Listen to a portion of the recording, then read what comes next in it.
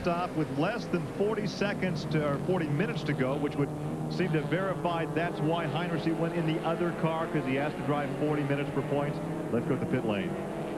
Hayner bringing it in, and you have got to think this guy is going to be absolutely shot. He's driven almost an hour and a half with no power steering in that car. Hayner is out, and Marty Miller, who started the 39 car that Heinrichs got in, is now getting behind the wheel to finish up. So Marty doing some serious duty here today. And obviously it looks like they're just topping off fuel, going to get everybody buckled in. And they are trying to get down. They're waving the jack off completely, so it's just a matter of doing it as fast as possible. The tires are a little worn, too bad. You want to save time in the pits, and Marty's out. He's got some work to do. That was a fast stop. The crew very, very happy with it. I don't know how sore he's going to be tomorrow after driving that length of time without the power steering. There is that the 39 car, or was it 37? That was one of their team cars there that was coming up on him. There's your new leader. There is Terry Borcheller, who was the fast qualifier yesterday. Car started from the pole. Scooter Gable was the starting driver. And right now, that BMW is enjoying almost an 11-second lead over the 70 Mazda.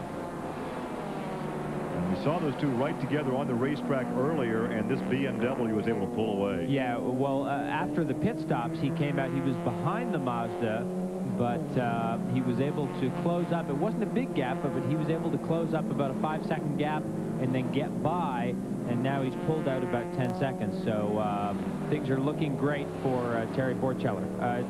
Greg, have you got Stu there? As a matter of fact, I do. He just got a kiss from a crew member for that drive. He brought that car, wounded as it was, up to the lead. I'm amazed you could lift your arms. That had to be hard work. Well, it is tough. We lost the power steering on the first lap. And I don't know if everybody's tried to turn their car in their driveway without the engine running, but that's just about what it feels like. Our tires started going off a little bit, but one advantage we did get is we had the fuel earlier than anybody else, so we got a chance to go a little longer, and I think that may have been some advantage anyway. The car really was working well. I am tired. I'm going to have some serious packs in about 2 weeks. And but anyway, the car works good. The crew did a great job. They analyzed it. There was nothing we could fix. It wasn't actually the power steering. It was the power steering rack that had cracked.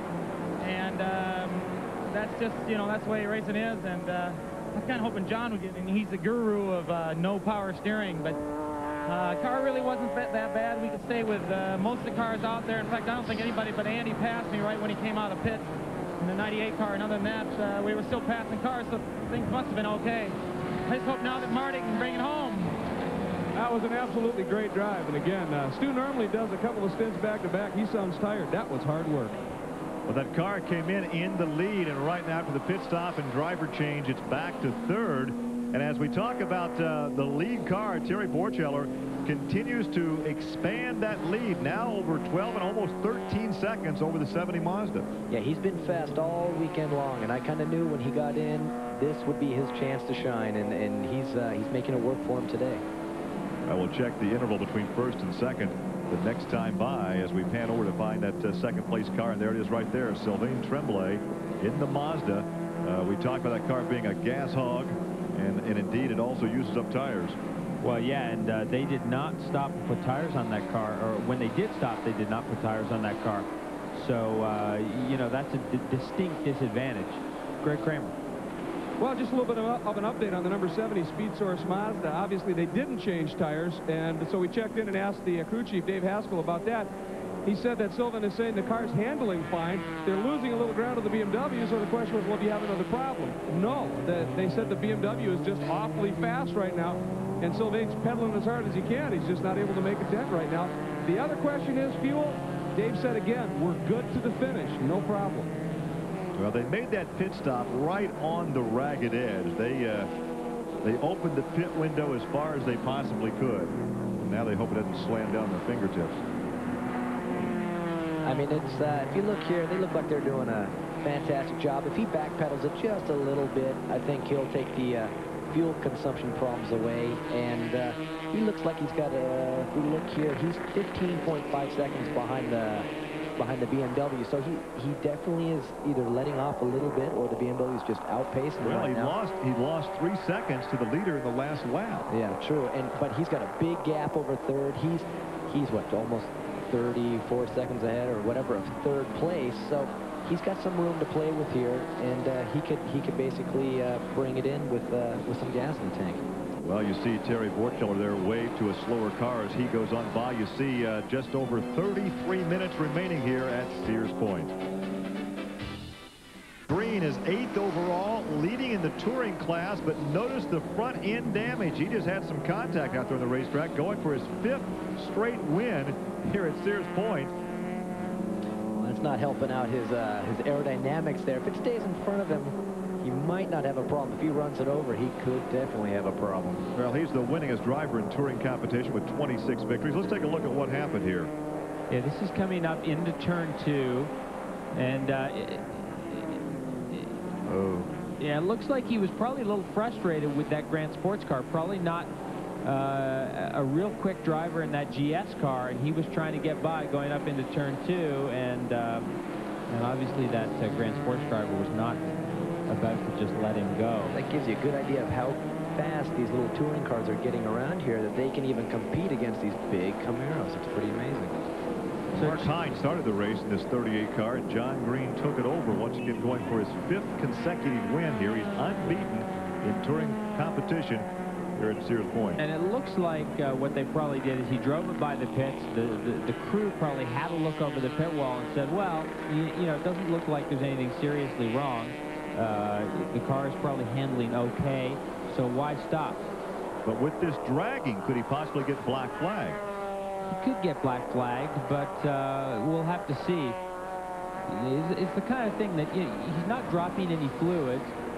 You know, that front bumper panel might come flying off there, but it probably won't because it's still fastened on the right side of the car.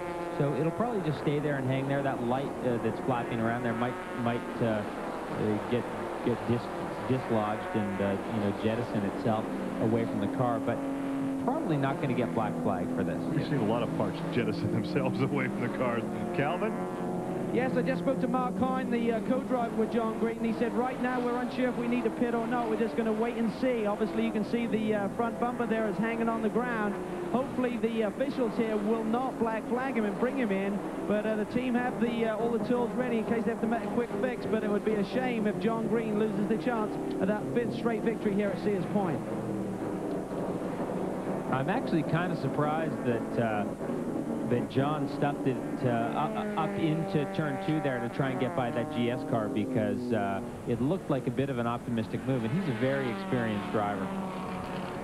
And this, of course, is our second place car in the touring division. Chris Cavney's there's Chris right there second, and he is indeed closing as your leader now is in traffic. That altercation with the GS car and the damage right there allows second place to close in, and right now his streak of being unbeaten in this class here is in jeopardy. It is in jeopardy, but these cars were close on the racetrack before, and it doesn't look like John Green has slowed down a whole lot. You know, he may have slowed down just a touch, but he's not going a ton slower.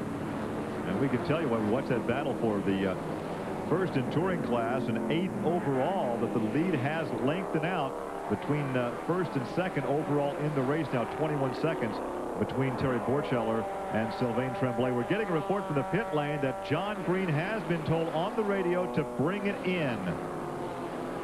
Well, that's too bad, because I mean, it doesn't actually look like it's going to come off. It's been attached for a few laps. So yeah, I think it probably looks nastier than it actually is.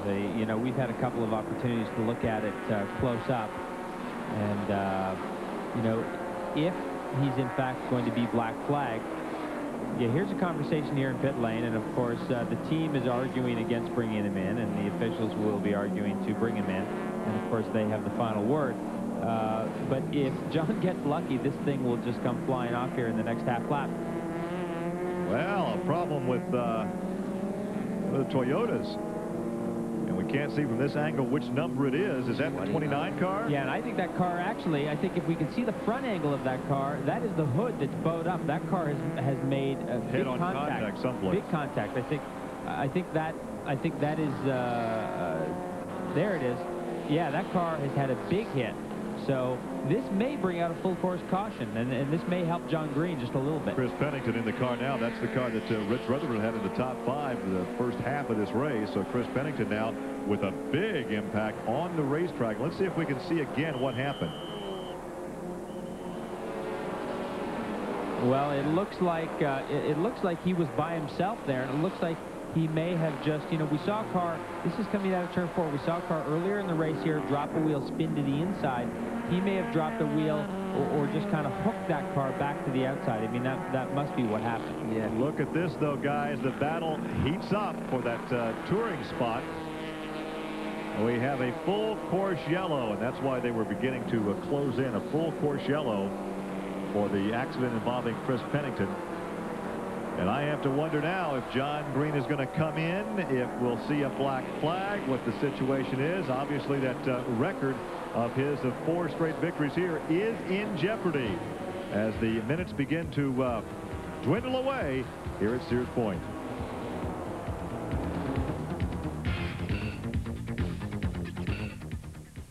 But there is your touring class leader. Now, this is what happened a number of laps ago. There was contact out on the racetrack with a Grand Sport car. Yeah, and this is I think this is an optimistic pass, and I think the fact that John Green put it up on the grass there is a good indication of that. And so you could see that did some reasonable damage to the front, but nothing structural. That's just bumper. Calvin. Okay, well, I'm standing right by the front end here. The crew goes to work. They've got bolt cutters on the other side. There's a major bolt that holds that front clip on, and they're trying to break that loose right now. Looks like they've managed to do that, but looks like they're about done here. He's just going to tear this last bit off. See, the bolt cutter's going to work again. This is the point that Mark Hine, the crew chief and co-driver for this car, was making, is that this thing is not going anywhere. He said that thing is held on majorly, and he said just let it run. It's not, nothing's going to go wrong. And the sports car official tried to fix a light there, but John Green is out of here, but obviously lost a lot of track position with that stop. And that will also break his string of 4 straight victories here in the touring class. He had been unbeaten. And, of course, before that pit stop, a major discussion between officials and the crew members. The crew said, hey, nothing's coming off the race car. We're under yellow. Let us go ahead. We're leading the race. Yeah, Mark Hine's going to fly off that car. Yeah, well, of course, there's the great irony. You know, bring them in to fix it, and then something falls off. And then something falls off. And hopefully they're not going to bring them back in, but you never know. But, yeah, we did eavesdrop earlier on during commercial on the conversation there between Mark Hine and the officials. And he didn't roll over. Calvin? Mark, if you don't win this race, you should go into politics. You're working hard there with the sports car officials, but obviously in vain, and they made you bring it in. Very frustrating. Well, the hard part is that every single part was on the car. We had to take them off manually. I told them they were bolted on, and it wasn't coming off. We had to cut those with a bolt cutter. You can't get these people to understand. I mean, we're in the lead. No parts are coming off, but we were spewing parts. I'd bring the thing in. But it just is tough, you know. I don't know what else to do. The report from the monitors is that the guys in the booth are saying that now that you've taken that front clip off, it seems as though there's other stuff coming out of the front end of the car. You may have loosened and actually be letting the lights and stuff actually hang down. I don't believe that's true. The lights are bolted in. Alan tried his best to pull them out and couldn't get them out. I'm not bringing it back in again. Something better fall out like the engine before I bring it back in. Well, you could hear the frustration because of what transpired. They really had the victory taken away from them. Yeah, there was potential victory. And there was a good 5 or 10 minutes of conversation. That's a great shot. It looks like he's driving counter race, which of course he's not. He's just taking that car to a little impound area there. As we take a look at the Toyo Tires race reset, the current leader, of course, Terry Borcheller. The fastest lap of the race, 80.6 miles an hour. Laps led at 13. The lead change is 5. We've had now 3 cautions. This is our third caution, a full circuit caution, as the laps begin to wind down, as does the time from here at Sears Point.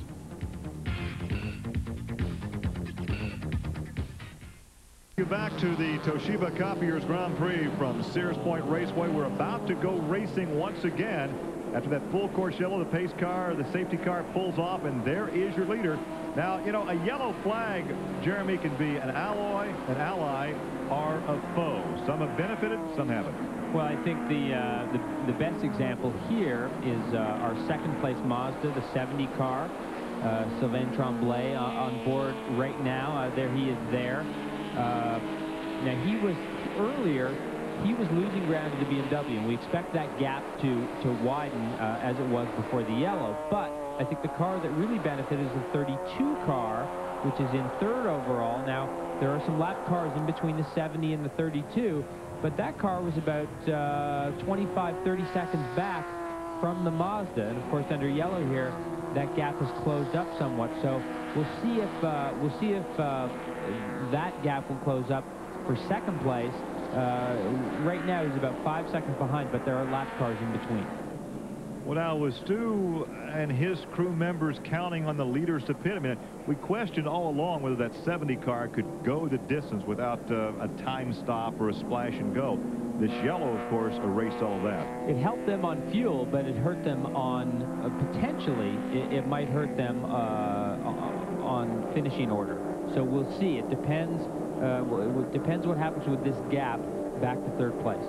Well, of course, all the drivers had a chance to cool the tires off during that lengthy yellow as we look for the 32 car. Is that the 32 car right there? Yeah, I think it's in that pack of cars there. Yeah, there it is. So he has a number of lap cars between second and his position there in third. And right now we're showing the 32nd and the 32 car some 6 seconds back. Greg?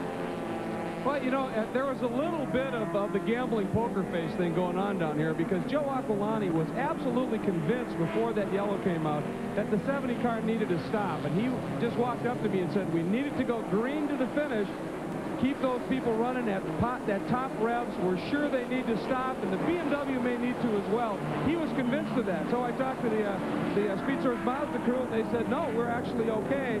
Joe wasn't buying into it. Then when the yellow came out, it made it all academic. I did check in with Nick Ham, though, and he said that Sylvain had said the Mazda was a little loose. It was slipping a little bit. That's part of the reason they were dropping back a little bit. If it was tires overheating, Nick said Sylvain could be right back in the thick of this. If it's just that the car went loose on him, then, of course, as Jeremy said, that gap should just stretch out again. Now, also, I'm sorry, interesting there, you saw the 4 car, which is 2 laps down, 27th overall, go by the 32 car. So maybe that 32 car is not as strong as it was before this yellow. I can't imagine why, but he's having trouble just getting around that little Mazda that's in front of him. And of course, the decision to put Heinrichsey in the 39 car, it is now in 4th position. The 32 car is 3rd. Yeah, so Stu Hainer will be the one that, if these positions don't change, he'll be the one that benefits the most on that team. In the point standings. In the point standings on that particular team. And it looks like the Heinrichsey car now is some 4 seconds behind his teammate, the 32 car, which is now in the 3rd position. And as we expected, Terry Borcheller in this M3 BMW legging out a bit of a gap here on Sylvain Tremblay in the Mazda RX-7. So this is what we expected up at the front. And it looks like the race for second that we had hoped for is not really materializing, because the 32 car is also dropping back a little bit. The only race that could materialize in the final couple of minutes may be a battle among teammates for 3rd position. Absolutely, because those cars are within about 4 seconds. Well, there's your 4 car that we saw pass the 32 a lap ago, and he's off course. Yeah, and I was surprised, you know, being 2 laps down, that was a pretty high level of aggression going there. I think we have a replay of that, and this is Don Knowles. That's Don Knowles that took the off-track excursion. Well, that is surprising for Don Knowles, but that's in turn 10, very fast part of the racetrack, and he was up on the berm on the inside there. It looks like he might have tried to go around someone coming in, and he's headed back to the pit lane. That's pretty much done. I think you can put that car in the hauler and take it back to the garage. Yeah, they're 2 laps down, and there's less than 10 minutes to go. There'll be a whole lot more laps down after this pit stop, because that day is probably over for car number 4. We'll come back with the finish. There you are, just under 6 minutes remaining. Look at the number 27 car, Greg Wilkins, who looks fine right now, but just earlier on this same lap, he went off track with maybe some help. Yeah, it looks like he might have had a little love tap there from one of the Hondas. And that is, again, turn 4, very slow part of the racetrack. It falls away from you, and the car just doesn't have a lot of grip there, so it doesn't take much of a little shot in the rear bumper to spin the car. And there you can see some debris there from that incident. And we've seen a lot of cars go off on turn 4 there. That's a tricky turn. If you've been around this track a lot, you know that if you get a little wide, that curb will grab you and pull you to the outside, and that could have been what happened with Toyota a little early on. There is a look at Terry Borcheller, who will receive the white flag this time by, and his gap now over Sylvain Tremblay is about 5.5 seconds. So he has had almost an event-free afternoon. And of course, the other interesting thing, which is the 32 and 39 cars, the team cars, which are now 3rd and 4th, but the 39 car got by the 32 car. So I thought maybe 32 on that restart was having some type of problem, but then there's Terry almost dropping wheels there, coming in at 10. But it looks like John Heinrichs has taken that car, that 39 car, up to 3rd position. And Marty Miller then dropped to 4th position, the team number 32. The white flag out this time by. We should have 1 lap or 2.5 miles to go and 12 turns for Terry, who was the fast qualifier yesterday. Dropped off at the start because we had a real skirmish at the start of the race. If you were with us then, we had like 5 cars wide in the first turn. He dropped back to about 5th position, or we should say he didn't. His teammate Scooter Gable dropped back to 5th. And here is your sports leader. That would be Jeff Perner. And that car's look. You take a look at this car, and they have done a great job. Not a mark on the car. And that is not an easy thing to do here at Sears Point. Yeah, well, especially considering that Mike Fitzgerald, his teammate, was, look at some of these other cars, pretty hilarious. His teammate, Mike Fitzgerald, was in some very heavy traffic and a lot of battles early on in this race. And as you say, Bill, they've kept that car just immaculate looking. And another problem on the track was number 35, another of the Firebirds. That is Aquilani in that car now. That's the team owner. So a lot of activity on this final lap, but nothing out in front of your leader, and he has everything very much his way as Terry heads around for victory lane. This is a big breakthrough here for the BMW with this new program, with their new motor program. It's shown to be a real contender here this weekend. So my hat's off to him. Yeah, I believe it was 1989 that an M3 last had victory in Grand Sports class. They used to be very competitive. The old M3 body style, the 4-cylinder car. Believe it or not, those little 4-cylinder cars used to run with the big Firebirds, but this has been a long time coming, more than 7 years for an M3 to see victory circle again. And there it is, and a big salute to the turn marshal, to the race fans, the other drivers from Terry as he picks up the victory, and a crew looking on from the pit lane. So he qualified for the pole yesterday. Scooter Gable, his teammate, started this race. Terry took over and brings it home to victory lane. And a great day for those guys. We did expect them to. Good day for BMW overall here with the 328 IS. Coming home first in sports. That's Jeff Perner. In the car, you could almost see the smile on his face. So he also doing some waving and celebrating on this cool down lap. Greg Stanton in the 03 car would be in touring. And I think it's Mike Courtney in the 96 car in the compact class. So we saw that altercation early on that cost John Green his chance to continue his win streak here. And so there, once again, our congratulations to Terry Borcheller, who takes the victory here at Sears Point. We'll take this break and come back and talk to him. Porsche, who wish to remind you there is no substitute. And now for Toyota Victory Lane, we take you to Greg Creamer. All right, well, they're up on victory circle right now, getting interviewed by Jim. Gonna grab Scooter real quick here, pull him down here. Hey, Scooter, obviously, this is the team's 15th race. It's a new team, and already you've got a win from pole. People might think you had the easy one here, sitting in the pit lane with a long red flag, but that could mess with concentration. Did a great job. Yeah, that was a little tough, but I tell you, the start was really nerve-wracking.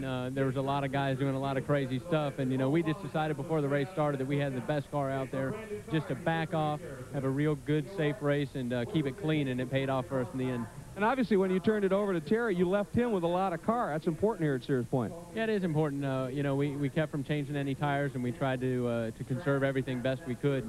And, you know, it was there for him, and he made the best use of it. Congratulations on an absolutely brilliant performance from the team and from yourself. Way to go. Thanks again. And if I could take just a moment, I'd like to thank our sponsors, which are Cass Street and Lazaire Yachts. But more than anything else, our team owners, Dominic Masseri and Brad Muller, have just stuck with us and just done an incredible job. Gentlemen, it paid off big, didn't it? And the first win in the Grand Sports for both Gable and Borcheller. As we take a look at the overall results, there's the Tremblay and Ham Mazda there in second position. And then the 39 Miller Heinrichs Hainer car, the Firebird there in third. And fourth, Turner did much of the driving there in the Ford Mustang.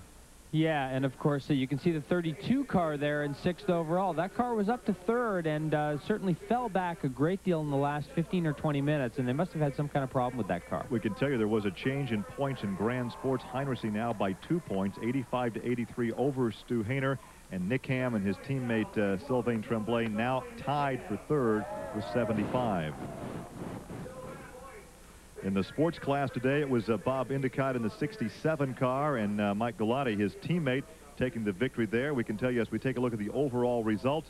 In touring, it was the Nissan 240 SX of John Norris and Craig Stanton taking the victory, 0-3 the car number. And it was the first win by a Mazda Miata in compact.